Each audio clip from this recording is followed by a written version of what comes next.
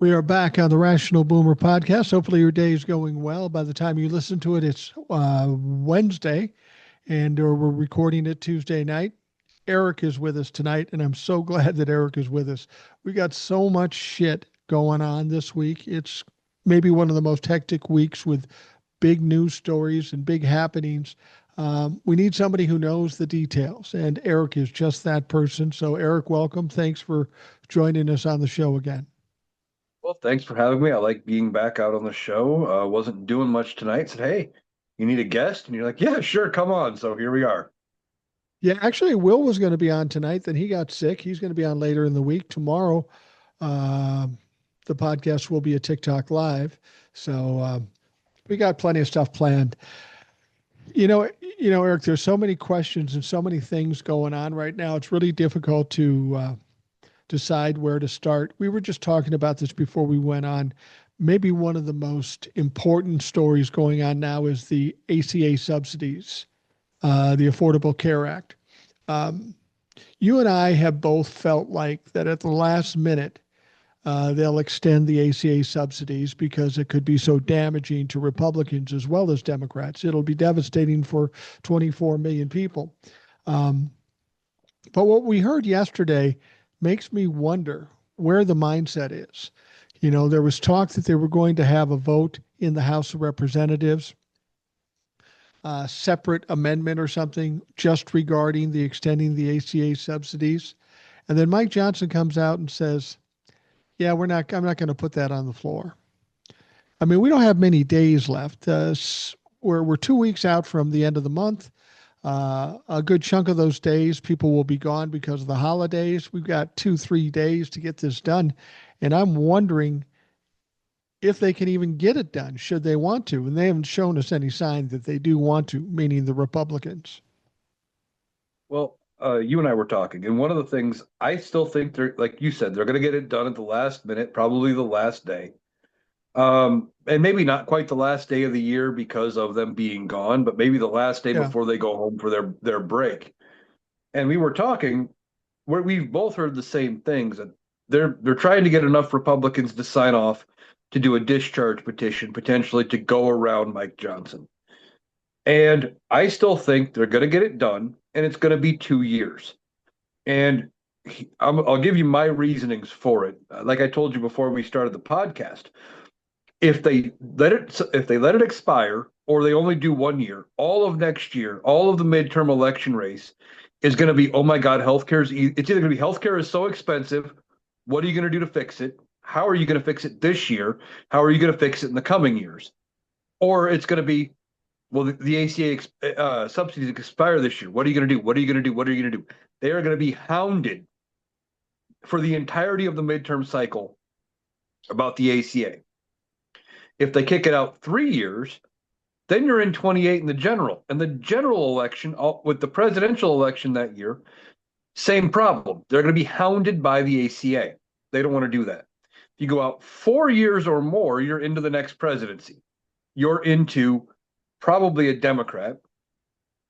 And who knows who the Democratic nominee is going to be at that point. There's a number of good picks, but probably going to be a Democrat. I just don't see Republicans getting the presidency in 29. So Right. they don't want to do that.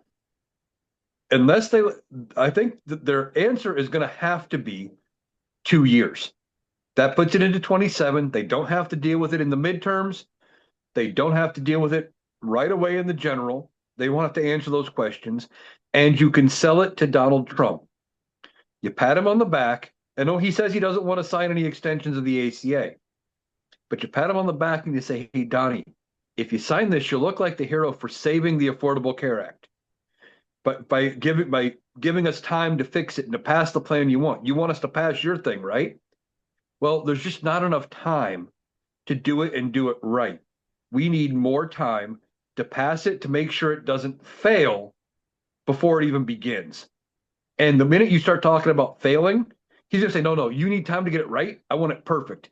And you could get him to go along with it. I still think that's what they're gonna get to. I think it will be 2 years. Well, I'm hoping that you're right, and I'm a guy half glass half full guy. So I've thought all along that they will do something at the last minute because it's just going to be so devastating, especially to the Republican Party. But I have to bring something up only because I respect the person who said it. Jamie Rashkin was on television and they were talking about getting this done at the last minute. And then they started talking about the discharge petition. We've already seen it work, so it could work here. We've got a couple things limiting us, though. We don't have a lot of time to get this done. There's no time to fuck around with it. It has to get done like in tomorrow or the next day. But Jamie Rashkin made a suggestion, and he says, well, we could get the discharge petition, and then Mike Johnson just sends everybody home early for the holidays, like he did during the shutdown. And that's conceivable. But in order for that to happen, we have to believe that the Republican Party, at least the leadership and Donald Trump, are ready to burn this motherfucker down. Let the chips fall where they may. What makes you confident that they haven't said we're going to lose the midterms anyways? We might as well burn this fucking bridge and scorch the earth and wreck the building on the way out. Because while I think they may have accepted that they're going to lose the midterms, I think they are still on that gap of we might lose the House, but it's going to be like 5 or 6 seats. That they still think it's going to be close. They still think the House is going to be close and that they have a hope of keeping the Senate. They're wanting to mitigate that damage as much as they possibly can.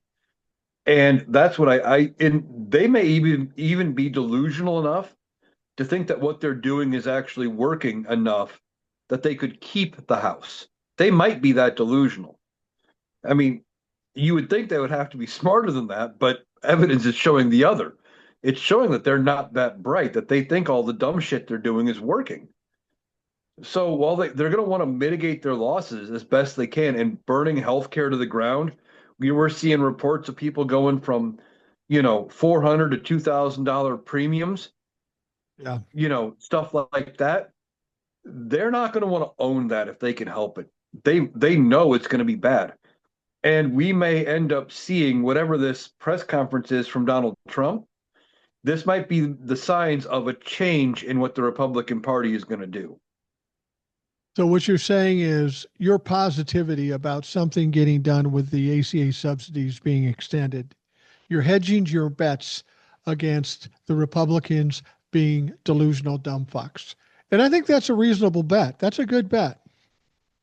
Well, partially because they're delusional dumb fucks, and also because, as I say a lot, politicians love power. They want to keep their own power as long as they can. And you know who I'm going to complain about when I say this, but that's why we have Chuck Grassley in Iowa, Right. A man who has been in the Senate 40 plus years. He's been in the Senate longer than I've been alive. They like holding on to those levers of power. So I can see them coming up with something and saying, hey, we'll give them 2 years, but the whole time working on a replacement in the background. Because they could even say, hey, Donnie, we extend it for 2 years, but if next year we come up with something, we get it working right, we can always take it back like we did with the rescissions package, like we did with the one big, beautiful bill. This just makes you look like a hero right now in the moment because everyone's freaked out about what next year's going to bring. Yeah. Yeah. It's, and what you're saying there is absolutely important. Because in order for this kind of bill to extend the ACA subsidies, it's got to pass the House, it's got to pass the Senate, and dumb fuck dirty diaper Donnie Trump has to sign it. Now, Yes. When it got to that point, logic, common sense, decency, that would make it easy for a president to sign something like this. But we know that Donald Trump is lacking in all of those things. And if he gets a wild hair or somebody pisses him off, he may say, I'm not going to sign it, or I'm only going to sign it if somebody gets me $1 billion. He's such a fucking wild card. You don't know what he's going to do if he's going to be the deciding factor. Well, right. That's why I said the Republicans are going to have to sell him on it by framing it in a way that makes him look good, gives him the win, and gives him a chance to actually, you sprung your plan to replace it on us just too late. We couldn't craft a bill that works the way you want, that is going to work flawlessly and be perfect and be a great replacement that people are going to love forever, you sugarcoat it, you butter him up. That's how you deal with Donald Trump. You pat him on the back, you tell him he's a genius, and if you tell him siding with you is what's going to make him look like a winner in the eyes of the people and give him, positive headlines, that's all he cares about. You pat him on the back, you squish him on the butt, because that's what it's going to be, and you tell him he's a great guy. Um, Now, the Democrats are getting a lot of political traction out of the Republicans wanting to shut down um, ACA. They're getting a lot of traction. A lot of people don't like the Republicans, including Republicans, because they want to do this. If somehow it does pass the extension of 2 years or whatever it is, does that save the Republicans at all? Do they gain back any credit because they were involved with saving the subsidies after this long period of time of talking shit about it and trying to shut it down? I don't know that it saves them necessarily. Does it even I think help it them? I think it I think it maintains the status quo as far as what I think, that Democrats could take the House by 40 or 50 seats and that the Senate's in play. I think that's the way it is. I think if they let the ACA subsidies expire, that Democrats could be looking at a 50 plus seat gain in the House, and that the Senate would definitely flip. I think if they let the ACA expire, it would be enough political blowback that it can only hurt them, but passing it doesn't help them, if that makes sense. No, I get that. I mean, they've already done the damage. They've been Yeah. identified as the people who are against the ACA and the subsidies. But you brought up if they do let it burn down. Um, in no other parallel universe would we be saying that with any possibility of it happening because it's just too stupid to do it. The Republicans would be dumb to do it. Of course, this is a different world, a different parallel universe. Donald Trump and the Trumplafucks are dumbasses. What do you think the fallout is over and above just the midterms if they decide to just burn down the ACA? 3 years of burning down the ACA when you have, entire, basically a full generation at this point, or most of a generation of people. Because what, the ACA was passed in 2010, 2012, one of the two, somewhere in 2010, I there. think. Yeah. Yeah. So you got people who are 15, I'd say 15 to 18, who have grown up never knowing what it was like before the ACA. And if Right. it burns to the ground and they start getting burnt, the fallout could be that you turn voters off the Republican Party for a generation. That you wipe an entire generation off of the Republican voter rolls. And they can't afford to lose. They they can't afford to lose a generation on either end of their voting block, because they got the No. boomers on the back end, which is their biggest voting block, And and they're more dying. boomers Republican than they'd vote Democrat. It's just true, and they're dying off, like you said. And then Yeah. if you burn the younger generation, which is where they were hoping to make gains, then you got to wait for people who are born now or that are young kids now to get old enough. It doesn't help them for 10 years. Yeah. Yeah. And this is a big difference. It's different than if the Republicans were tacking on an extra 10 or 20% to make it higher. They'd still be pissed off if they were making their health care higher because it's already too high. But what they're doing is so cruel in the sense that there will be people just flat out thrown off of healthcare, tens of millions of people, maybe up to 24 million people. There will be people that are outpriced by their premiums. They're going to have to make the decision. Do I pay for my house and food and clothing, or do I pay for my health care? That's a real question. I saw a young couple they live in rural someplace. They have kids, and their health care was 450 a month, and it's now going to be up over 2,000. There just isn't an extra 1,600 bucks in the budget. It wasn't even a decision. They can't get health care because they can't afford it. So now all these people have to gamble for a year at least to go without health care. This is a Yeah, disaster and waiting to happen. well, and even it goes deeper than just those on the ACA. You know, Yeah. a month ago, I had to sign up for my work's employee healthcare plan. Now, I'm just me, you know, so I got the cheapest option anyway by, you know, only having to insure one person. But my premium still went up 50%. No, it's not bad. I can't complain with what I'm paying. Not by a long shot by comparison to what, like you just said, a family's out there paying in a rural area $2,000 a month. No way. That's more than most people take home in a month, Right. or a lot of people anyway. But mine went up 50%. Now I'm still only paying, 22 bucks every couple of weeks. That's nothing really in the long run for pretty good coverage. But No, it was that's only nothing. 15. But Yeah. it was only 15 last year. Right. It still went up 50%. I mean, that's grand scheme of things. No, it's cheap. I'm not complaining about the price by any means. And I know there's a lot of people that wish they were that lucky, but How do you still, get it's health care for how do you get health care for 22 bucks a month? I mean, I know it's just you. But I remember when I was like 18 and I had to get my own health care, and this is 78. I was paying 50 bucks a month for Blue Cross Blue Shield. How is it that cheap? What do they cover? Do they cover a it's lot? actually real. Yeah.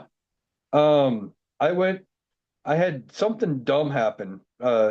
Dumb story, but I had a light bulb blow out in my basement. I don't know, over the summer, and cleaned it up. Thought I did a good job. And you lick And the like, socket to see if there was any electricity going to it? no, I'm not quite that dumb. It's like Grew up with some it's like an with old some Billy people who Crystal might have. thing. Like an Yeah. old Billy Crystal thing. You know how when you lick the socket when it's broken? Oh, I hate when that happens. Anyway, you're too young for Anyway, that. I thought I cleaned it up real good and was down in my basement doing something, probably putting laundry, and I don't remember, and felt something sharp go in my foot. Oh, wow, I don't even want to Stepped hear up. that. I missed a piece of glass, little sliver of glass from when and we're talking something that was maybe a quarter of an inch long by an eighth thick at most. Yeah. Had to go to the podiatrist. He had to carve it out. No big, no, not a Oh, big deal. probably When a it big was deal. all said and done, I felt way better. Done in 30 minutes or whatever. Once I finally got to him and could deal with it all. My total bill for a specialist visit like that was like $7 or something stupid. And the prescription that he gave me, the antibiotics, I think I went and got like 2 weeks of antibiotics filled that came out to less than a buck with insurance. Like I got great coverage. I am not complaining about it. But now the downside is if I have something really serious, I think I've got, is it a $4,000, $5,000 deductible, something like that? Well, Which that's not again isn't unusual bad these comparing days. to some people. But I remember when I first got my first plan, in my first employer sponsored plan in the early 2000s, I was paying about what I'm paying now, actually, but I had like $15 office copays, and I had like a $500 monthly or yearly deductible. So, but that was But a different company. when my wife and I worked for the Minneapolis Public Schools, we both did, and I was getting health insurance for the family. It started out in the 80s. Wasn't paying anything. Didn't pay any kind of premium. Then it steadily went up and up and up. And by the time my wife retired from it and had us covered, it was ridiculously high. That health insurance was great at first, but it steadily got worse and worse. I'm thinking right now, based on what you've told me, we should throw Medicare for all and universal health care out the door. Let's just get Eric's fucking health care. That sounds like a better deal than anything else I've heard out there. Well, I don't know. I didn't look at the prices for any of the, married or family plans. Yeah. Well, I don't know still. what those cover. So I don't know what that, those looked a lot more expensive, but I didn't need them. I wasn't even looking. Um, but I can't complain with what I've got. But I still think Medicare for all or universal healthcare, whatever you want to call it, I think it's still the better way to go. It absolutely is the better way to go. They've done a study on what it would cost the government, whether we do the ACA or Medicare for all, or something similar to that. It's a little bit cheaper to do it Medicare for all than what we're doing currently. So it's just all about messaging, all about the Republicans not wanting to cut off their benefactors, the people that are stuffing money in their pockets. Do you think? This is hard for me to say because it doesn't affect me because I'm on Medicare. Do you think that if the Republicans do really burn things down, just burn it all down, create this catastrophe, is the upside to it that in 2028, when we get a Democratic president, it's going to be easier to try to get Medicare for all or universal health care? Don't you get that sense That too? could that could be an upside. And unfortunately, the other, I don't want to say it's an upside of having to wait to 28 or waiting, of having to burn it all down, but maybe waiting to 28. The more boomers that are gone by that point, the easier it's going to be to get through Medicare for all, universal health care. Unfortunately, one of the things I'm hearing from older people that I know, and I'm assuming this is indicative of a lot of the older people, not all of them, um, is that, well, I had to wait to get my Medicare. So why should these young kids get it? Why we had to work all of our lives and pay for insurance. So why should you give it to them? They don't see the benefit, the upside. It's the I had to wait, so should you. Yeah, that's a stupid answer. It's like I was talking to somebody one time, and there was a school amendment, or what do they call it? Referendum to give the school more money. And I was talking to somebody, and they said, "Well, my kids are out of school, so I'm voting against it." I go, "Really? You think that's a smart idea?" Because why would I want to put money into it if my kids aren't in there? I said, "Well, um, you're going to sell your house eventually." "Yeah, I'm going to sell it because of I'm going to retire and I'm going to go move up to the woods or whatever." "You're going to sell your house." What's the first fucking thing that people ask you when they want to buy your house? How's the school district? So if you want your school district to be shitty, guess what? That house is going to go for less money than you hope to get for it. That's why you put a little bit of money into it. It's not like you're spending 5 grand on this. You might spend a couple $100, but you want the school district to be good. And you want people, young people, to have money so they can buy the motherfucker. Otherwise, the property you have is worthless. Exactly.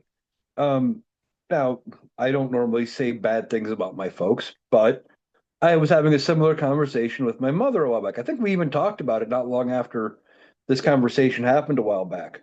But we were talking about when Iowa was trying to put through school choice. I don't know if it ever actually passed. And they wanted to make it so you could opt your tax dollars for your property taxes and stuff out and not give it to your local public school, but give it to the private school instead. And of course, my folks being very religious, and there's a private school, a religious school in their town.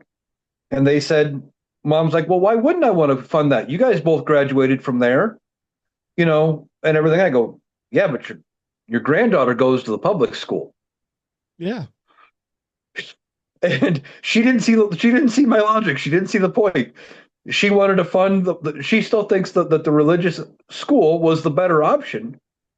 And I'm not complaining about the education I got, but I remember graduating in 2001 in high school, and some of the textbooks we were learning out of were sitting there copyright 1985, Yeah. 1987. You know, Right. I mean, they did the best they had could with what they had, but still, like this whole idea, you want your school systems to be strong. You need a good education in town, like you said, you want to sell your house. That is one of the first questions they ask. Not everybody's going to ask that question. I didn't because again, it's just me. I didn't care Right. in the moment, but people do ask. They want to know. Well, if you're going to sell a house that has a few bedrooms, chances are they're going to have kids and they're going to want to know. I've looked for houses. My son and a daughter in law just bought a house, and the school district was paramount to making Hmm. their decision. They could have found the most beautiful house at the cheapest price, but if it was in a shitty school district, they wouldn't have done it because they, I don't know, care about their kids, want them to get a good education. It's the same with the student loan thing, as I've talked about this many times. Everybody says, I had to pay my student loans. Why would I want to forgive these student loans? Well, because millennials and Gen Zs are going to be the only people buying houses here pretty soon. Boomers already have their houses. They're going to sell them for their retirement. Gen Xers not far behind them. If you've got a bunch of people saddled with debt in debt slavery, making shitty money, and they can't qualify or can't afford to buy your house, again, the value of your house drops. So don't do it for them. Do it for your fucking self. Well, and yeah, the value goes down. Then the only people that can turn around and buy that house from you is, you know, Mr. Hedge funds. Slumlord down the street Yeah. that owns half the town and he rents them out for three times more than what the mortgage payment would be, does no improvements, and treats the tenants like shit. We've got a Yeah. few of those in this town. You got them everywhere. This is a busy week. There's a lot going on. This ACA thing is paramount because of how many people it's going to impact. The other big story we have this week is the Epstein files. The deadline to release the Epstein files is Friday on the 19th, a couple of days away. Um, I've always felt like as we get closer to this, Donald Trump and Pam Bondi will try to figure out one way or another to delay it. One of the other things I thought, you noticed how the DOJ got them to release the transcripts from the grand jury with Ghislaine Maxwell and Jeffrey Epstein. I'm thinking when we get to that Friday date, they'll release those transcripts mainly because they're very general. They don't have all the information. They may not mention Donald Trump. They'll throw those out there as a bone, hopefully to try to delay it or distract people from the real files. What do you think? Yeah, I hadn't thought about the transcripts being the delay tactic, but one of the things I've mentioned quite often is this is what I think Donald Trump did, and I think we talked about it when he signed it. He comes out first and says, if you vote for that discharge petition, you're hostile to this administration, and is barking up that barking at the Yeah. Republicans. Then suddenly they had enough votes, and then suddenly he saw the floodgates were going to open, and he goes, "Oh, well, go ahead and vote for it," because then he thought he'd get to the Senate. Senate would buy him, 3, 4 weeks, a month to figure out something. He was trying to find more time. Then it Right. got passed. And he's like, "Fuck, I don't have any time. I got to sign it." Well, that'll buy me a month. I'll figure out something. I likened it to a guy I knew who, short on his bills, would go to the pawn shop and he'd take some stuff over, wouldn't sell it. He'd get a loan, get caught up on his bills. Next month come by, he's still short on bills and he owes the pawn shop. Take some more stuff. But he kept thinking, well, if I get another month, if I get another week, I'll figure it out. I'll be fine. I'll be fine. And he ultimately wasn't. Donald Trump's going to try to do something to delay this. But we've already seen Republican members of Congress say, you fuck around too much with these files, Donnie, we're going to start reading client names on the House floor. We've got 95,000 images waiting to be released from the House Oversight Committee that they have. They're not going to be able to do much fucking around with this. But Donald Trump doesn't know what else to do. He just needs some kind of a distraction, some kind of a delay again, because he thinks if he just buys himself that one more week, that he's the genius that'll come up with something in that week to get the heat off. I can verify that with narcissists. They think they're so smart. If I can just delay it a little bit, get fancy, find a loophole, make a distraction, I'll be able to figure this out because I'm a fucking genius. Donald Trump's done it many times before since he's been in the political spotlight.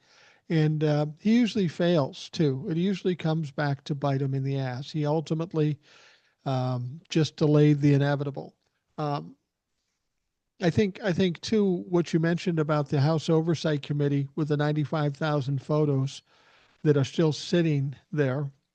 Um, I think what the House Oversight Committee, at least the Democrats have been doing, is basically putting out the emails, the video, the pictures, basically saying, Donnie, we got you, motherfucker. You better put those things out or this is going to come raining down on you. And we know that there's some disturbing photos amongst those 95,000 photos. I believe that if the Epstein files aren't released, and I don't think they will be right away anyway, or if they are, they're somehow tainted or not the full, they'll just leave out the pages with Donald Trump's name on it. Um, but I believe that the oversight committee will come harder in the next time around with the pictures. And I think we may even see some leaks from the DOJ or even the FBI, because we know that there are people within those organizations that are decent people that are fucking fed up with what's going on. So I don't think Donald Trump can get out of this. This is going to come down on him hard. And I think he understands that. Well, I'm going to disagree with you slightly. Okay. I agree with everything you said about them uh, leaking stuff, and they're going to come down on him hard. I agree with all of it. Where I disagree is I don't think he understands that. I don't think he's in Oh, his right mind enough to get it. Because yeah, you may be right about that because, he doesn't seem to know much about anything. I'll give you an example. We heard the story of Susie Wiles. She does the report, she does the interview with Harper's. She says that Elon's a drug fiend who sleeps in the offices in a sleeping bag. Says J.D. Vance is a conspiracy theorist. Says Donald Trump has a personality of an alcoholic. Um, but she said something in that interview. She said, Donald Trump and I, the chief of staff, have no idea why they transferred Ghislaine Maxwell. I believe that these people around him are doing things, not telling him the truth or not telling him the whole story, and he is woefully misinformed. yeah, the image that comes to mind when I hear him say, "Well, I don't know why they did this," or "I don't know why they did that," the mindset that comes. I think I mentioned this one before on the podcast too, but it's Henry Blake from MASH. Yeah. How many times Radar would come in, cover the actual document with where the signature was. Well, you just got to cite it. It's top secret.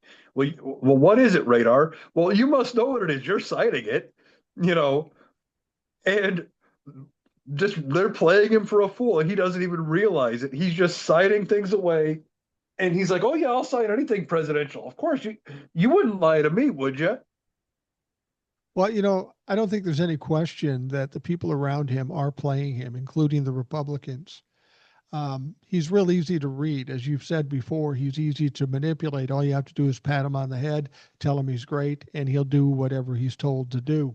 And he'll be your friend for life up until the time you piss him off, and then you become collateral damage.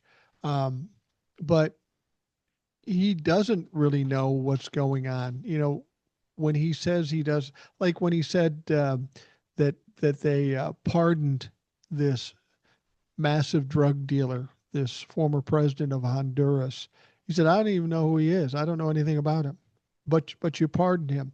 This is what Donald Trump is little more than a fucking tool for all these evil fucks around him. And even if he could remember, and I don't believe he can remember, I think the dementia's hit him pretty hard. I think he's too lazy to care.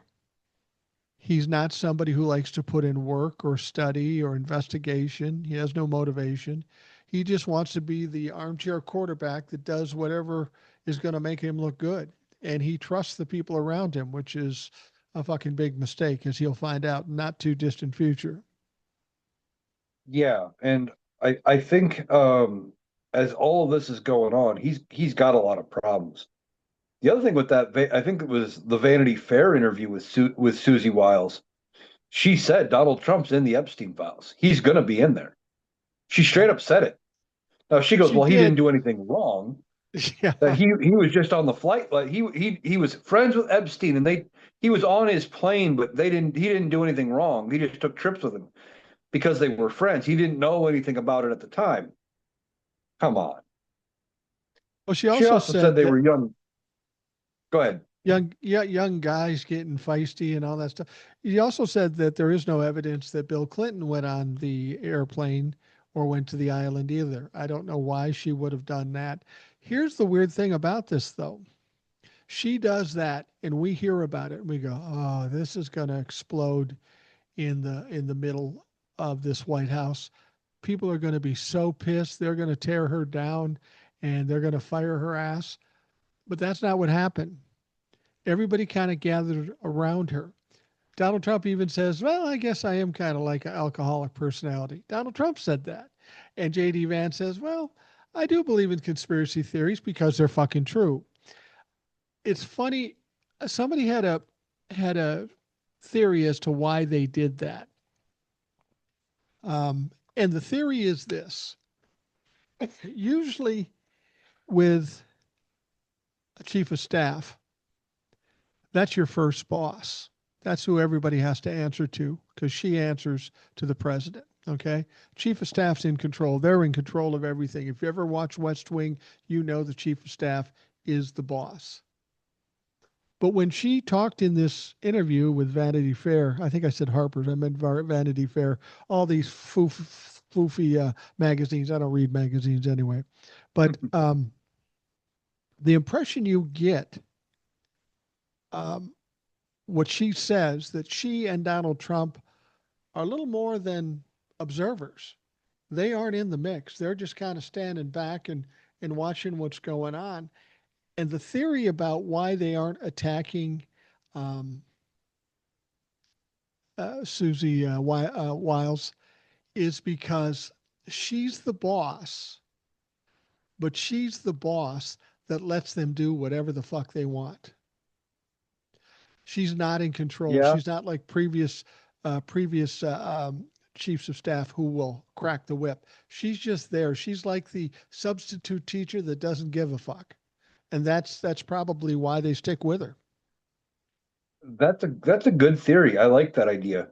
That she's just there, and they know that ultimately, or they think that ultimately, anything that goes wrong, that they can turn around. Well, I ran it by Susie. Yeah, Well, she's my boss. I answered to her. That she'll be the fall. That they think she'll be the fall person for him, right. not realizing that if she, in practicality, if they were doing things without her real consent, or if she didn't know, like she seems to be an observer, like you said, not really in control of what's going on, that it's all going to fall back on them anyway. Well, and for But Donald Trump too. I mean, Donald Trump got pushback from previous chiefs of staff. You know, the general and somebody else, Rance Priebus, and they pushed back because they understood how politics and government ran. And Donald Trump's track record, all you have to do is look at the cabinet. Um, everybody he hired is complicit and sycophant and complacent. They will do anything he tells them, and that's who he wants around him. Any people will just say, "You're a genius, Mr. President. We'll do whatever you want." So having Susie Wiles with that mindset makes some sense because that's what Donald Trump needs. He doesn't need anybody pushing back. He thinks everything he says is absolute genius. He wants people to say, "You're right, Donnie. That is fucking genius." yeah, he wants that praise. He wants the pat on the back, and he doesn't want push he back. He wants, you know, the people on the right say, well, congratulations, you held no king's protests, and we still don't have a king. You missed the point. You know, trying to spin it on us. No, you missed the point. Look at what Donald Trump says. Look at what he does. He wants to be a king. He Right. doesn't want pushback. He doesn't want feedback. He wants to just, I'm going to do this. And they go, yes, sir, you can do that. He's a petulant toddler at best who's never been told no, Right. never had his toys taken away. was never told he couldn't do something because it was the wrong thing to do. Right. Right. And it's some other people have said too that what they're doing with her now and circling around her and oh yeah, she's right about that. Everything's cool. Everything is cool. That it's akin to when we've all been in a job and there's some changes going in the job and they call you in and they say, listen, don't worry about it. You're safe. When they say that to you, you better start packing because you're fucking gone. At least that's been my experience. Yeah, mine too. When they come, when the bosses come in and they start talking about who's safe and who's not, the names that come up on that safe list are the uh the ones that usually aren't safe, or don't worry, we won't move you out of this location, whatever. Then 3 weeks later they come to you, well, we don't have that, your position's going to be gone, but if you want to stay, you got to go over to this location, and you got to commute or whatever. I've seen it happen. The um they're circling the wagons, and I don't know if she'll be the first victim, but like I said earlier, they're wanting her as the scapegoat Right. for That's probably everything true. they've done. So, if he starts firing people under, in the administration, like if we heard Kristi Noem could be on the way out, we hear uh Hegseth could be on the way out, Cash Patel and a few others, that they could all be going. And once as they start going, if they go in disgrace, well, I only got away with doing all that because I ran it through Susie. She's going to be the one that they try to throw under the bus at the end, Right. trying to save their own hides. Well, let's talk about Cash Patel real quickly. I mean, Pam Bondi has her own issues. She's all about a cover up, and that's probably going to come back to haunt her. But Cash Patel, we had a situation with this Brown University shooting. It was a fucked up mess, incompetent mess from the beginning. Soon as it happens, Donald Trump comes out and say we have a suspect in custody. Of course, they didn't have a suspect in custody. Second of all, Cash Patel then says later on that they have a person of interest in custody. But a few hours after that, they let him go because they realized they got the wrong person. The police department in Rhode Island has called out the FBI for fucking this up and being unprofessional and incompetent.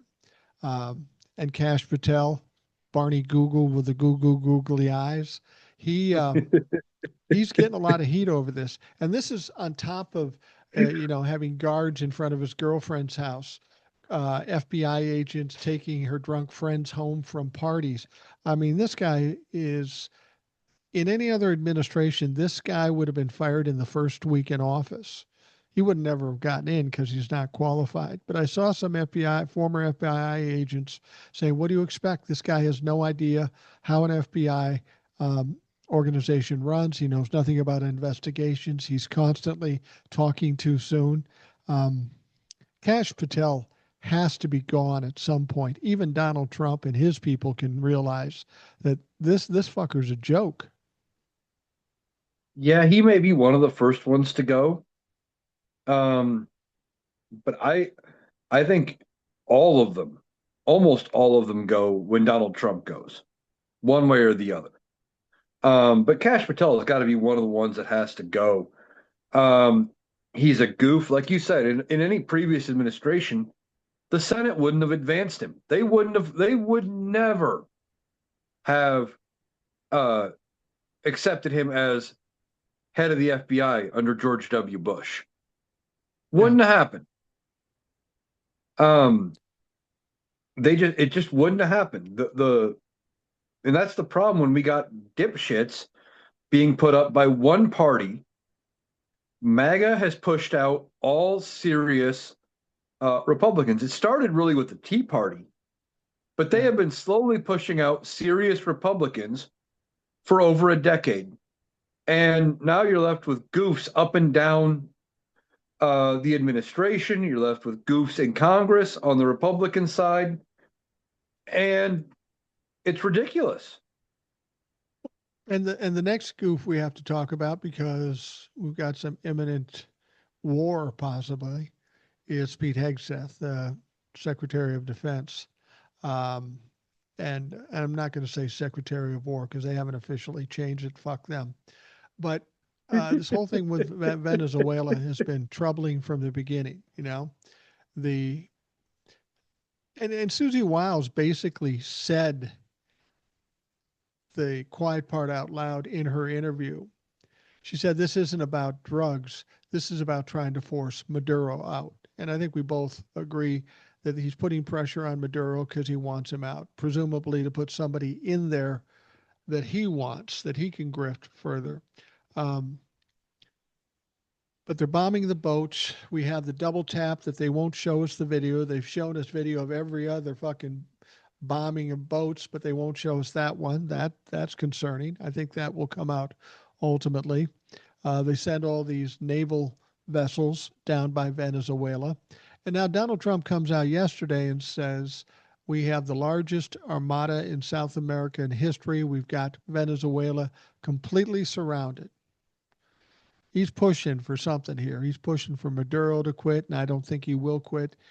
He's pushing for the possibility of a war. But he said something, and I'm wondering if you could help clarify this for us because this completely fucking confuses me. He said, "We are surrounding them. We're stopping all sanctioned oil from coming out of Venezuela." They're basically going to stop every oil tanker that comes out of Venezuela, and which hopefully puts pressure on Maduro, at least for Donald Trump's sake. But he was claiming, he was accusing them of stealing American oil and American land. How the fuck is that possible? What land did they take? I have no idea. I mean, Did I you hear heard that? that comment. I heard it, Yeah. and I haven't had a chance to do a TikTok on it. Um, but I don't know what he's talking about. What land is he talking about? This is probably the dementia talking more than anything. Yeah. Same with calling it American oil. It's not American oil. Now, does he think that because supposedly we had sanctions on Venezuela that I wasn't aware of? And I admit there's some things that go on like that that are probably not public knowledge. Okay, Right. fine. But he says that they seized the first tanker because it was sanctioned oil, and they're going to seize all this oil that's sanctioned. Does he think that just because we put a sanction on it, it automatically means America just gets to seize it, like we get to claim it for free? I mean, he probably does because he doesn't know how shit works at all. And nobody around him will say, Mr. President, that's not what that means. Doesn't matter. One other thing, one other thing Susie Wiles said in her interview that she thought disturbing of Donald Trump, that he literally believes he can do pretty much anything. Anything that comes out of his head, out his mouth, or out his ass, he thinks he can do. I mean, he's that fucking delusional. So he sends this armada down to Venezuela. Um, we know he has ulterior motives with trying to get control in Venezuela because they have oil and he perceives that as money for him. Um, how much of it, the fact that this was announced yesterday, this armada, and they're surrounded and all that stuff, how much of that do you think has to do with trying to make a bigger story than the Epstein files coming out? A distraction, if you will.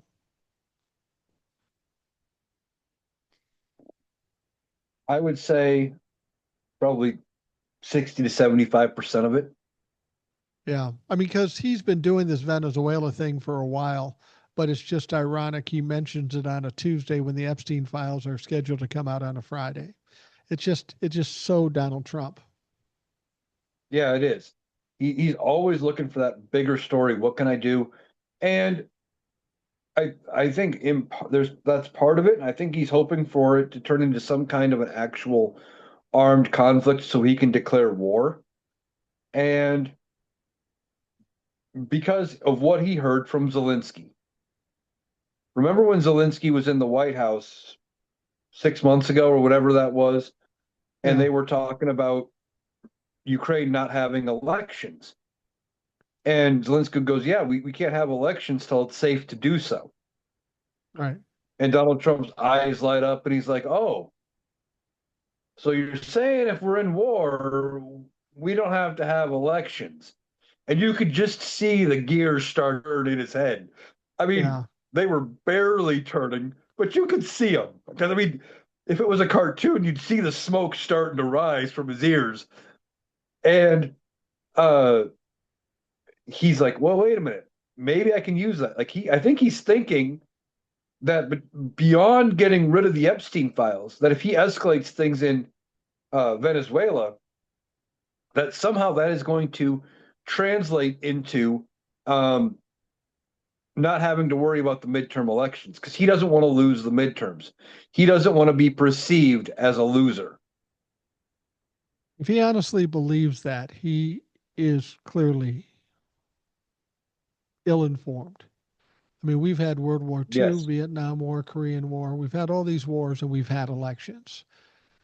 Part of the reason that Ukraine probably doesn't have elections during a war because they're fighting in their fucking country. There's bombs going off in their country. So, Donnie, the only way you could possibly hope that you could shut down elections, and I still don't think you could, is if the war is here, dumb fuck. We're I perfectly mean, safe to have our elections. different time, but they still held the elections during the Civil War when the fighting was Right, here. right. And there is clauses built into Ukraine's constitution that allows for them to suspend elections in times of war, in part because of how often Europe as a whole ends up in a war. And they were worried about this exact scenario, about potentially being in a 3 year prolonged war with a neighboring country, which is Russia. Right. Right. You're probably right. Donald Trump thinks that may be his way out to stop all elections. If he believes that, I keep getting this question. You keep getting this question. We keep answering the same way, but we still get people that want to think the sky is falling, and it kind of is falling. But those people that say there's not going to be a midterm elections. Donald Trump is failing worse than he's ever failed. He's losing power every day. I don't know where people get off in thinking that Donald Trump has the wherewithal to change the Constitution and not have midterm elections. To me, it's just ridiculous, but not to a lot of Well, folks. I think some of the ones that say that there's going to be no midterms, they're thinking he's just going to say he's going to come out, sign an executive order, and say, "Okay, no midterms, no elections." Can't do that. There's multiple problems with that. First of all, that would get upheld, that would get tossed out of court so fast. And I don't even think this Supreme Court, as corrupt and as bad as it can be, would side with Donald Trump on that one. No. Um, that wouldn't happen. Now, there may be an attempt in certain states to do something like that, specifically red states, where they might try to say, well, and pass something through their state legislature saying, well, we're not going to hold elections, and here are our winners for the, as if we had elections, here are who we choose as our winners for those races. One or two states may try that, and I put that at a very low probability. But because it was an idea that was floated um, back in 2024 when it looked like Donald Trump was going to lose and Republicans were going to lose. Some states had said, well, couldn't we just do that and just award our electoral votes to Donald Trump no matter who wins Yeah. and stuff like that? They may try it, but courts are going to toss that out. And again, this Supreme Court won't let it stand.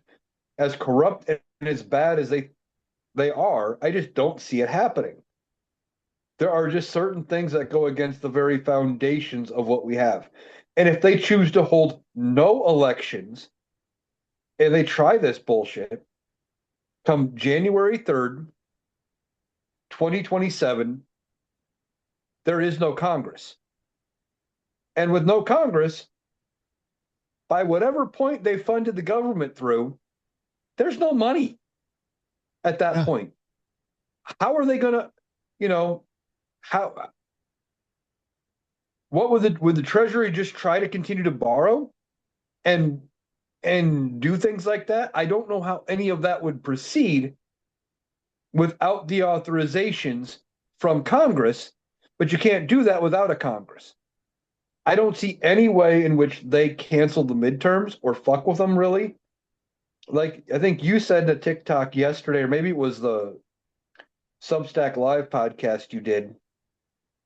If they were going to do that, we wouldn't have had just the special election in Tennessee that we just had. We wouldn't be having we wouldn't have had the elections back in early November where Republicans got decimated. And all of the special elections we've had this year alone, the Right. majority of which Republicans either got beat or Democrats gained a ridiculous amount of ground. Right. If they had the wherewithal to do something like that, that would have been done at that point. They wouldn't have wanted to let those get by either. I keep hearing people telling me that they're going to not have the midterms. I go, you're worrying yourself about something. There's plenty of things to worry about right now. We don't need to worry about that. That's not going to happen. Now, I heard somebody say this on TikTok. He was a young guy, didn't have a lot of followers, but he made an interesting point, and I'm wondering what you think. Uh, I've said before Donald Trump's going to destroy the Republican Party, which he has. And I said he could even potentially bring down the whole system. And that may be a good thing.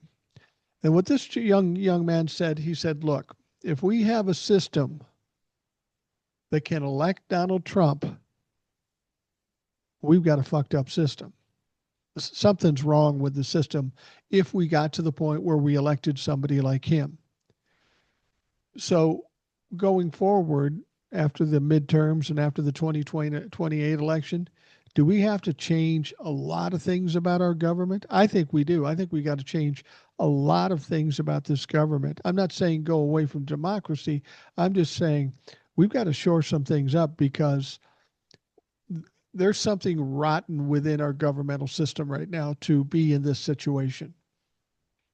Well, I said a while back, I think one of the outcomes of Donald Trump being president is you are going to see, similar to the reaction by even a Democratic controlled Congress Yeah. after FDR, you are going to see a similar reaction to Donald Trump this time around.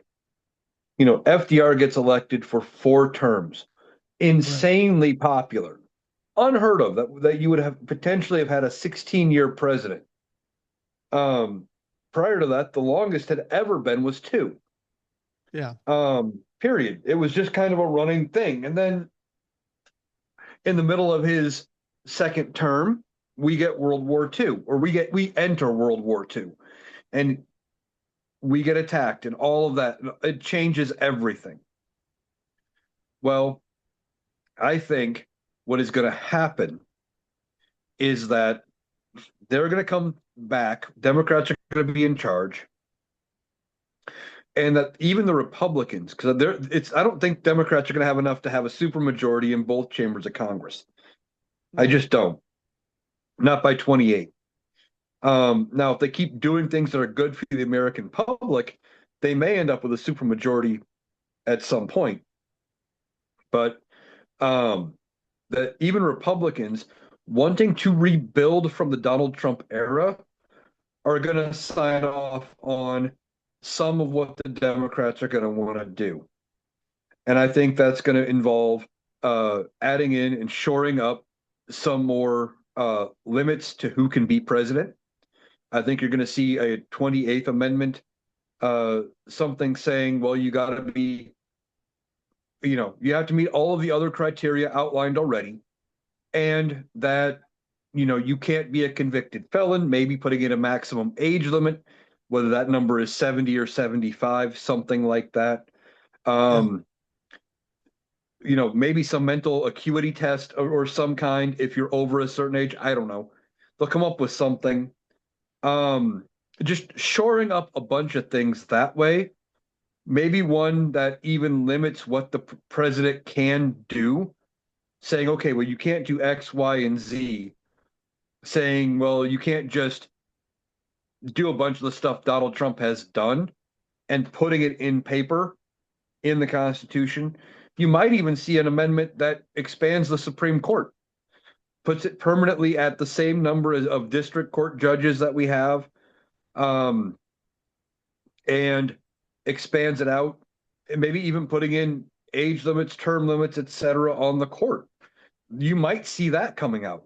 And the surprising one, if it happens, would be if they come out with age limits on Congress itself and or term limits. Because realistically, you don't need people who have been in Congress a lifetime No. like what we have. You know, they get in there, sure. One of the reasons people keep voting for Chuck Grassley here in Iowa, he's the oldest and longest serving Republican. That comes with a bit of power and a bit of prestige. And they think that that puts Iowa at the forefront in Congress. Now, maybe it does a little bit more than what we would normally get, because we'd get forgotten about because most people think we're nothing but cornfields here in Iowa. Right. But we don't need somebody who has been in the Senate 45 years and wanting to run well into their hundreds. And he wouldn't even be the first 100-year-old to be in Congress. Right. Well, and that was when they created the Constitution.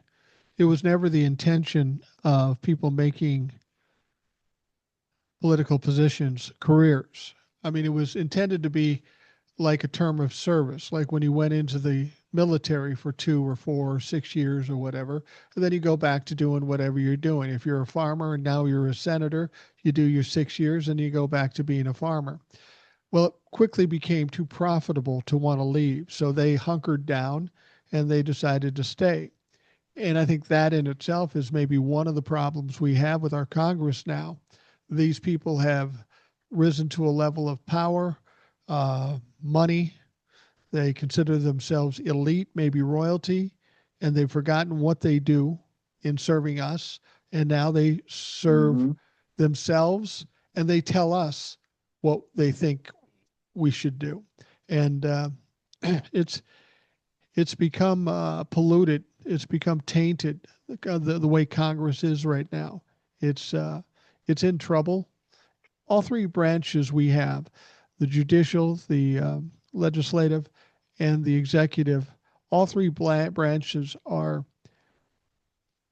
virtually illegitimate or ineffective, which puts us in a horrible situation in terms of democracy. We can't have a democracy with one of the branches not working properly. We have three of them. Yeah, we definitely have three branches that aren't working right. We have one of the least productive Congresses ever.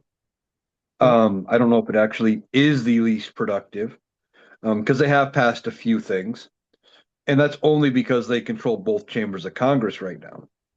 If it wasn't for the fact that they controlled the House and the Senate, if the Democrats had somehow gotten a hold of one or the other side, um, that would have been enough to roadblock most things. Hell, the one big beautiful bill never would have passed.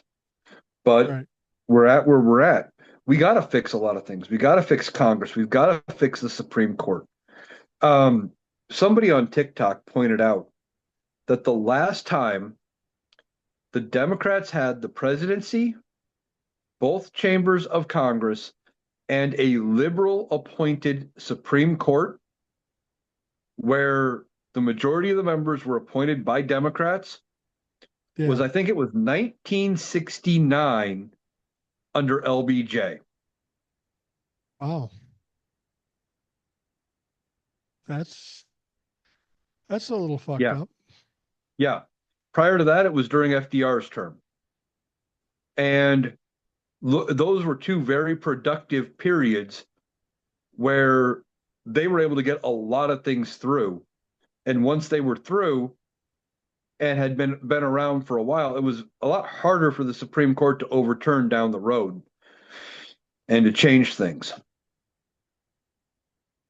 Well, one of the things we have to count on too. Let's say the Democrats win the presidency, control the House, and control the Senate. One of the problems we've had with Democrats is that they go, "Oh fuck, we won. Now we're going to rest on our laurels. We got all kinds of time to get this done." They fuck around and they find out that oh, apparently somebody is going to overturn Roe v. Wade. This is, if we're lucky enough to get the Democrats in control, this is why people like you and I and everybody else out there listening, we have to keep our foot to the floor. We got to keep pounding on Yes. Democrats this time.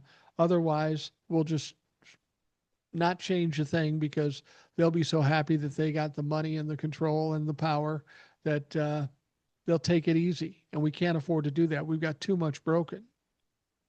Right. That's why I have been saying Democrats need to run in the midterms and in 2028 on an FDR style New Deal policy of helping people. And then they Yeah. need to follow through. If they go through with an FDR style New Deal, something like that, maybe call it the perfect deal or something, and fixing all of the things from the bottom up and the middle out, like Joe Biden would say about it, fixing the economy, then they don't have to worry about whether or not they get reelected in 32. It'll just happen. And if they build on it in 32 and keep doing things on that same style of platform, they don't got to worry about who's going to run on the Republican side in 36. The Democrat will just win. If they want to keep getting reelected, they can't rest on their laurels. They can't say, "Oh, goody, we won." They have to do something for the American people, because the one thing the Republicans are going to be able to spin on and say, "Well, see, they didn't fix it fast enough." And that's going to be their mantra until they're back in power, if the Right. Democrats don't get things going better. And it can't just be about what do the job numbers look like and um, what does the stock market look like. One of the things that, while Joe Biden did a good job at fixing the economy and coming back from COVID, one of the problems was we're still dealing with wages being down. You Right. know, when people can't afford to live, sure, Wall Street's making money, the people at the top are making money, and everybody's in the job numbers look good, but that's only because people are working 3 and 4 and 5 jobs. Okay, maybe I'm Well, exaggerating a bit with 5 jobs, but you know what I mean. well, the thing about it is that the whole situation where people aren't making enough money, they're being saddled with all kinds of college debt. They're not in a position to spend much discretionary money. They can't buy houses. They can't buy cars. Over and above fixing that to get more votes from young people, we need to fix that for the economy. Because if we get all the people that are the mainstay of the voting bloc and the millennials and the Gen Zs aged to the point where they're in control, and that's eventually coming, if nobody can afford things, the economy goes to shit. We should be able to recognize that now and understand when you pay people more money, you're looking at it very short-sightedly if you're saying, well, the companies can't afford to pay it, they'll go out of business. No, they won't.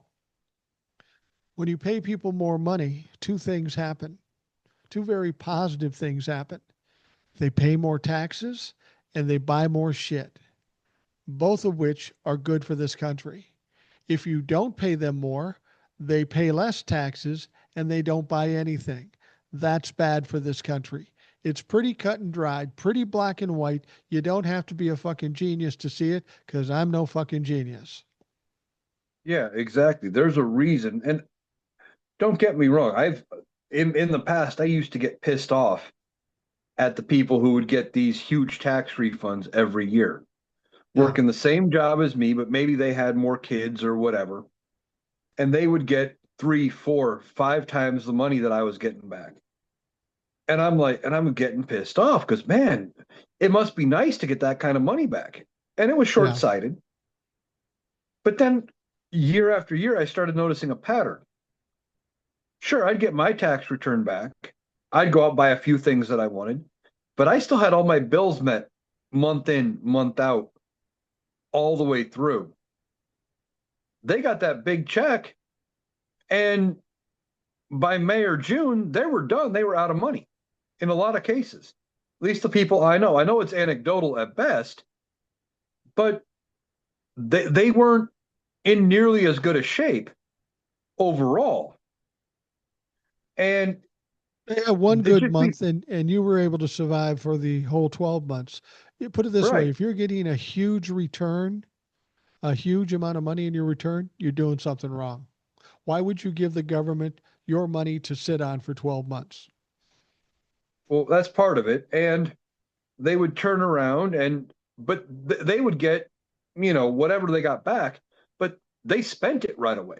They might have gotten, I might have only gotten 1,000. They might have gotten 5 to 7, but they'd go out, have one great month, blow it all in a month and be done. Whereas then they were still back to struggling month in and month out, having nothing Right. all year. Right. You put the money in the hands of the people who are struggling, they're going to spend it. You put the money in the hands of the people who are rich, it's going to go sit in a bank account somewhere and collect dust effectively. It needs to be spent.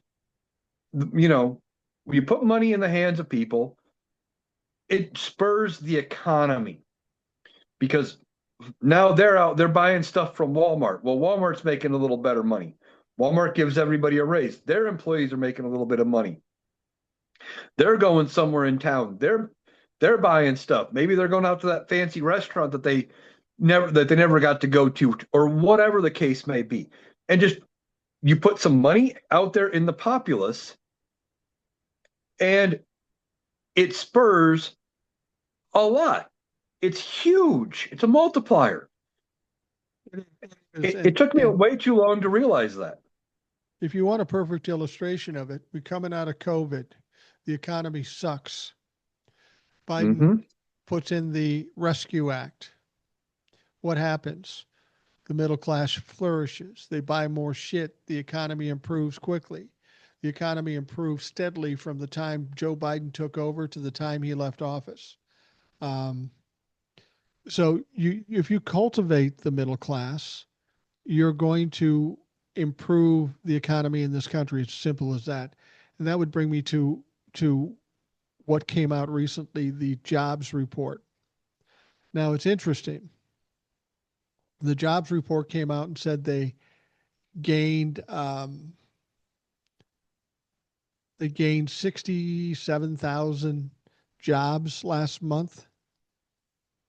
But what they didn't tell us and what they didn't release is that in October, they lost like 110,000 jobs. So if you took those two together, you lost 110, gained back 67. In essence, we are a net loss of roughly 40,000 jobs. He's trying to adjust it to make it look good. But the biggest point of what that jobs report told us is the unemployment rate. The unemployment rate is 4.6%. It was 4.2% last month, I think, or in September, whenever it was. But that's the highest unemployment rate since January of 2021, just coming out of COVID. That's the highest jobless rate in 4 years or so. So things aren't going well. And while the stock market may be going pretty well, the people in this country are struggling mightily.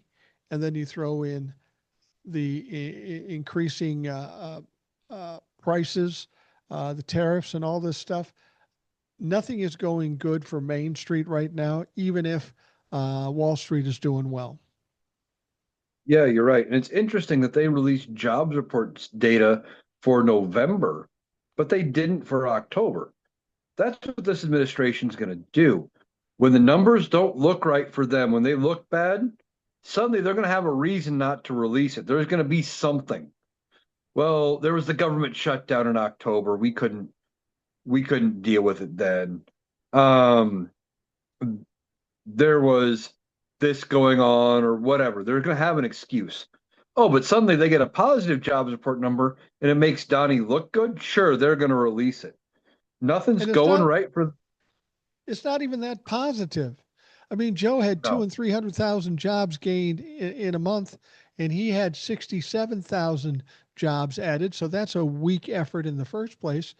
Never mind the fact that they lost 110 or 120,000 the month before.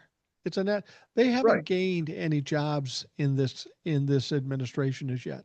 They have created Not no really. new jobs. They've lost jobs. Yeah, which is typical of a Republican administration. They barely gain anything, but because Democrats suck at messaging, we've talked at length about how bad they suck at messaging.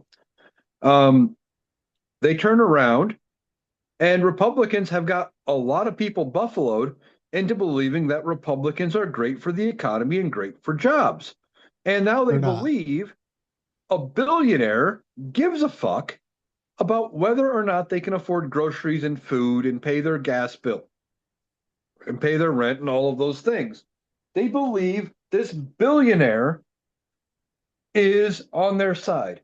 And I got to say, if you believe if you're the type of person that believes a billionaire truly gives a fuck about you, you're probably the same type of person that goes to the strip club and comes back and believes the stripper likes him. Or Well, to put it into a more modern perspective, you're probably the same type of person who talks to a girl on OnlyFans and thinks she really actually gives a fuck about anything but your money. it's funny. I remember a story when my son turned 18. He said, "Me and my buddies are going to go one of two places. We're going to go to the casino or we're going to go to the strip joint. What would you do?" I said, "Definitely go to the casino." He goes, "Why?" I said, "Because at the casino, you're going to lose some money. Those girls at the strip joint, they're going to take all your money." Well, that and on top of it, you go to the casino, you have a chance, at least a Yeah. chance of walking out with more money than you walked in with. I have never known anybody other than the employees of a strip club to walk out with more money than they walked in with. Yeah, no shit. We're getting toward the end here, and I wanted to bring this up because we were talking about distractions for the Epstein files and all this other stuff. Today is Wednesday as you're listening to this on the podcast. Tonight at 9 o'clock Eastern Time, Donald Trump is going to make a presentation to the country. Donald Trump, our president of the United States, is going to speak to the country. I think this has a little to do with distraction. A lot of people are running around. He's going to declare war. He's going to do this. He's going to do that. I'll tell you what I think he's doing, but I want to hear from you first what you think this whole speech is about and why he's doing it. Well, I think the speech, it's going to be one, a fluff piece. He's going to come out again, puff out his chest, and say, "Look at all the great things I've done for this country. Aren't we doing great?" And then he's going to they've already said he's going to outline what's coming next. And whatever that next is, it's going to be more distraction, more diversion away from the Epstein files. It's going to try to be some big investigation. It might even be about an investigation into Democrats in the Epstein files, something like that. But whatever it is, it's going to turn out into being nothing, ultimately, more than likely. I agree with you. It's going to be a puff piece, just a bunch of fluff. But here's why I think he's doing it for a distraction, certainly. But I think Donald Trump is finally getting hit with the fact that things are going badly with the economy, with publicity and all this stuff. Donald Trump's a firm believer that he is a master orator, master negotiator. He's going to Mm-hmm. go up there and sell everybody on how he's going to gaslight everybody on how the economy's great and the prices are going down and we did the most work that anybody's ever done in history. And he believes that people are going to buy that shit. There might be a small percentage of people that buy that shit, but I think he thinks he can change the narrative by standing up there and talking for an hour. That's probably what it is now. I saw some people suggesting that this could be Donald Trump coming out and admitting that his health isn't great and he's resigning, or that he's stepping away for whatever reason and he's going to resign because the White House had said, well, he's going to talk about all of his accomplishments and what comes next. So they're thinking maybe he's going to resign. And I don't think he will unless he gets an absolute 100% pardon from JD Vance and somebody can convince him that that's the best option for him. I don't think they're going to do it. And the only reason I could think that they would do it is that he knows he can't stop the Epstein files from coming out in 2 days. And he wants to resign. He could resign ahead of it with a full pardon. So there's no blowback and he can fade off into the sunset. But he's not in his right mind anymore. That's the only reason I don't think he's going to do it. He's not in the right mind. You can't get through to him like you could have 10 years ago and said, look, it's going to be bad for you and really bad. You know, this is your best out to save face and we'll just let you fade off into obscurity. It's not going to work this time.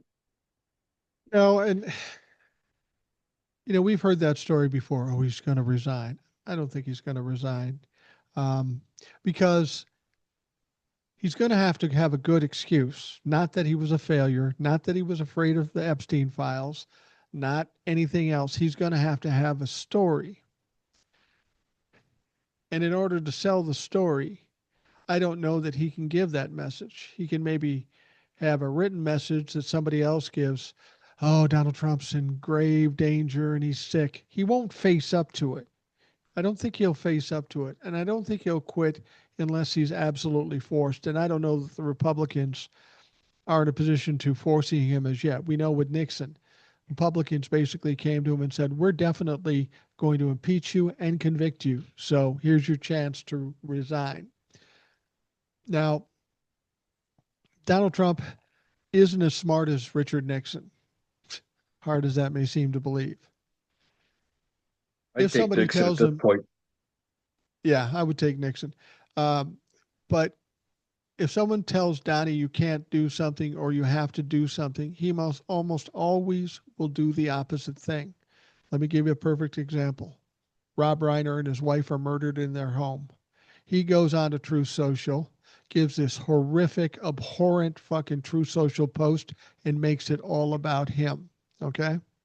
Now the blowback is huge. The media's going after him. Somebody sits down in front of him again and say, people aren't really liking what you said about Rob Reiner and his wife, and they think it's horrible, and even the Republicans are after you. Do you still stand by that post? He just doubled down. He tripled down. He made it worse. Donald Trump may not quit until he's burning and 2 feet away from the ground before he crashes. That's conceivable. You could probably try to talk reason with him, but I don't know if he's capable of understanding reason. No, it would take probably the Republicans going to him like they did with Nixon. And I have been saying since this administration started, and I still believe that they are having closed door talks. Absolutely. At the Capitol. That Republicans are talking behind closed doors, whether it's in a group chat, however they're doing it. I mean, granted, in order to get to Chuck Grassley, you got to probably send it Pony Express. But anyway, they're however they're talking behind closed doors in secret, saying, okay, do we have the votes in the Senate to get rid of Donald Trump? Is this where we make the move? Is this the political spot where we get rid of him that can save the midterm so we don't get completely annihilated and we still have a chance in 28 that we can make JD Vance a sympathetic person? And the only way I think that you could get through to Donald Trump is if the Republicans go to him and say, look, resign or we're throwing you out. He has to have pretty much a guarantee that it's going to happen. And this is the way for him to save face. The only reason I think it might be even slightly possible is because of the time frame ahead of the Epstein file release, with it being just 2 days away. Yeah, it If could it be. I wasn't, mean, he knows it's going to be disastrous. it's either that or he's going to have something else big, big, big that is going to be his new big distraction, trying to spin that narrative away from that Epstein file release in 2 days. And he's going to hope that whatever he comes out with in this public address is going to be what dominates the news cycle. You know what I want to see? You know how people always say, well, I'm going to retire because I want to spend more time with my family. I want him to come out and say, I'm going to retire. I'm getting older. My days are limited. I'm retiring because I want to spend more time with Bubba. I could see him fucking do. I mean, So that's which Bubba reasonable. are we talking about? Whoever he was performing for. The Bubba we don't know who it is? Bubba Ghislaine Maxwell's horse or Bill Clinton? Uh, what do you call a four-way menage a trois? Um, I don't know. I would love to think that he's going to resign at that point and he would get absolutely destroyed. I still would prefer Oh, that he chokes on his own slobber, falls on stage in front of national cameras, and shits himself to death. I would prefer that. I'd like to see it embarrassing for him. But I'll I take it would any too. way I can get it. I'll take it any way I can Yeah. get it at this point. So it's going to be interesting. Every time Donald Trump has ever said, "I'm going to speak to the country," every time, people always said he's going to do this, he's going to do this. Every time, it's been a bullshit joke with no substance, and he made himself look like an idiot every time he's done this. So I don't have any reason to believe this one's any different. I don't really either. I think it's going to be more of the same, more bullshit, trying to distract away from the files, maybe puff up his image, trying to get some positive press out there, or something like that. It's going to be typical Donald Trump narcissistic bullshit. It's all it is. I'm not overly worried about him trying to declare war on Venezuela because that would take Congress, and Congress doesn't have the appetite to do that. They No. know what he's doing is bullshit. Um, and ultimately, I I think there's going to be a lot of people in this administration when push comes to shove, and he's gone. Whether that is him resigning today, whether he chokes on a Big Mac tomorrow, or whether he makes it all the way to 2029, whenever that is, there's going to be people in this administration who are going to have to answer for the bullshit they've done and what they allowed him to do. And Democrats need to come out swinging and hold their feet to the fire and not let them weasel out of it and say, well, for the good of the country, we need to move on. No, motherfucker. We need to make sure nothing like this ever happens again. We don't need a repeat of this dumb fuck and somebody else trying to follow in his playbook. Absolutely. And his talk is going to start at 9 o'clock Eastern time, which is 8 o'clock my time and your time. I'm planning to have a live either 9 o'clock or 9:30. I'm not sure which one. Depends on what TJ is available at. But we're going to do a live, so it'll be interesting to talk to folks after hearing Donald Trump spew his shit. And with any luck, he keels over on stage, and we can have a little celebration on top of it.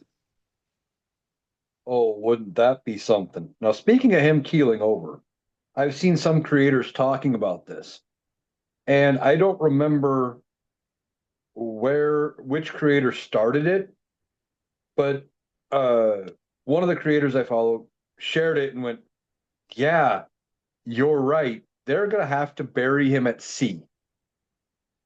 Donald Trump, when he passes, they are going to have to bury him at sea or cremate the remains and never tell anybody where that urn is or something.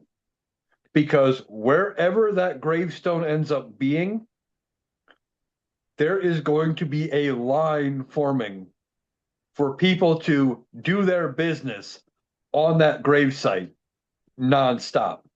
Well, it's funny you should mention that. I got a text message from somebody, and he said, "I'm a veteran in Canada, and the moment he dies, I'm going to set up bus tours down to his grave so we can all piss on his grave." So you may be onto something there. I just want to It tell wasn't my folks too. idea. It's a great What? idea, and it wouldn't surprise me that a lot of people would want to do that. If you want to send a question, comment, or something, you can do that by texting me at 952-522-1399. 952-522-1399. Feel free to do that, and I'll read them on the show, and we'll talk about that shit. We're going to wrap things up, Eric. Why don't you tell folks where they can find you? They should know by now, but for those slower folks, please let them know. Well, you can catch me over on TikTok at Analytical Iowan, and then you can catch all of my TikToks up on Blue Sky at Analytical Iowan. You can catch the TikToks and my podcast, the Analytical Iowan podcast, over on YouTube. You can get the video version over there, and you can get the audio version of the Analytical Iowan podcast and the audio from my TikToks on Spotify as well at Analytical Iowan over there. If you find me on one, there's a link tree in my bio. It will take you to everywhere I have got my content. Absolutely. So if you aren't following Eric by now, you definitely should. For those of you listening, I want to thank you for taking the time to do that. I hope you have a great day, and we will talk to you again tomorrow.